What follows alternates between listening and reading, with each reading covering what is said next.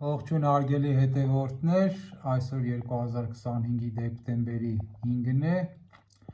Նախորդ տեսանյութերում ես նշեցի, նախորդ երկու տեսանյութերում, որ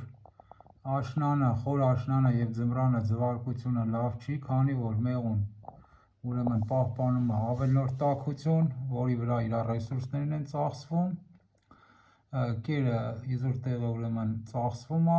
տիզը աճում է եւ այլն, եւ այդ ձվարկությունները հեշտ լավ կարող է չանդրադառնալ ընտանիքի հետագա ձմեռացման ուրեմն ընթացքի վրա։ Բայց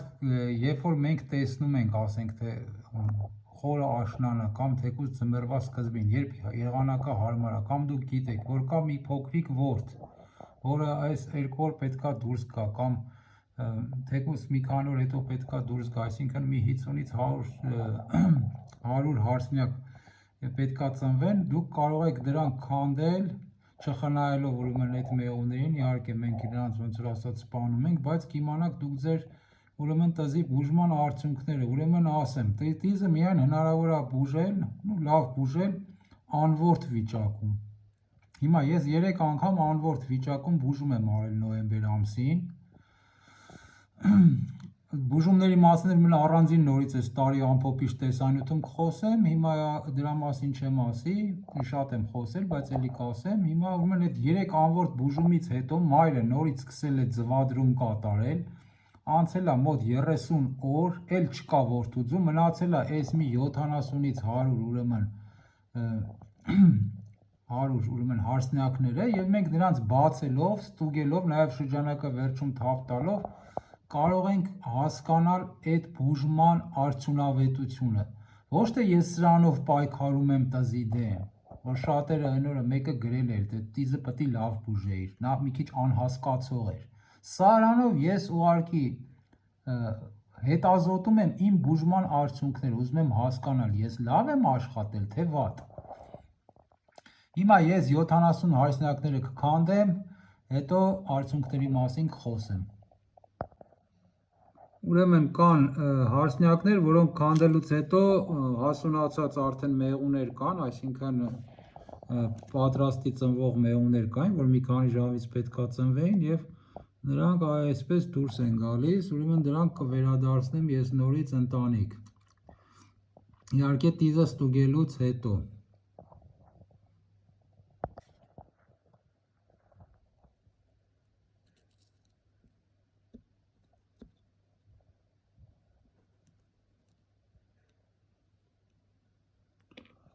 Քառասուն մեկ հատ արդեն քանդել եմ, դեռ ոչ մի տիզ չկա, երևի հսկայական մասը արդեն ծնվող մեղուներ էին, կվերադարձնեմ փեթակ, բայց դեռ մեղուների վրա տիզ չտեսնելը չի նշանակում, որ չկա, մի հատ էլ պետքա վերջում շրջանակը ուրեմն թափ տանք։ Ուրեմն 60 բջիջ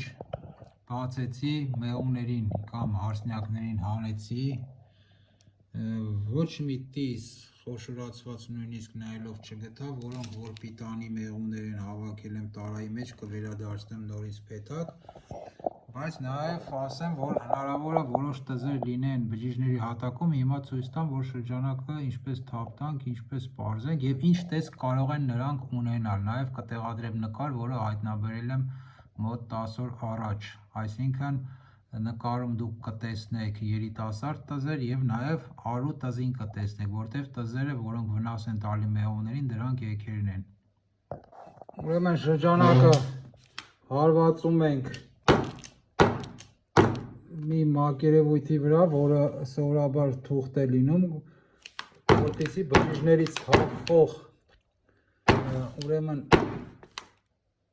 թափվող մոմերի մեջ տեսնենք արդյոք տիզ կա թե չէ։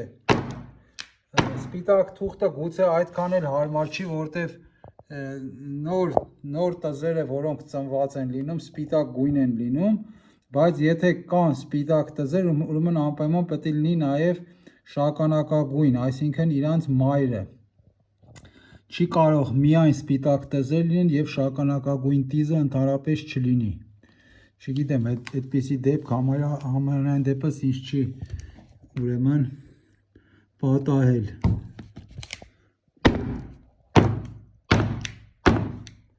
Հիմա ես նորից խոշորացույցի տակ կնայեմ, թե թղթի վրա ինչ է թափվել և եթե լինի, ուրեմն մեծացրած ցույց կտամ։ Ուրեմն հարգելի հայրենակիցներ, ոչ մի տիզ չհայտնաբերվեց, ոչ շագանակագույն տիզը, ոչ նրա ձագերը սպիտակները, ոչ արու տիզը, 60 ուրեմն հարսնյակների մեջ չկար ոչ մի տիզ։ Եթե 1% տիզ լինի, դա կհամարվեր նորմա, այսինքն 100 հարսնյակին, սենց են հաշվում, 100 մեղվի վրա 1 տիզը դա նորման է, խիստ վարակվածություն չի, այսինքն դա լավ արդյունքն է, բայց 60 հարսնյակի մեջ չկար ոչ մի տիզ, դա նշանակում է, որ ընտանիքում եղել է այնքան քիչ տիզ, որ նրանք չեն գնացել, չեն մտել, որդի մեջ չեն բազմացել։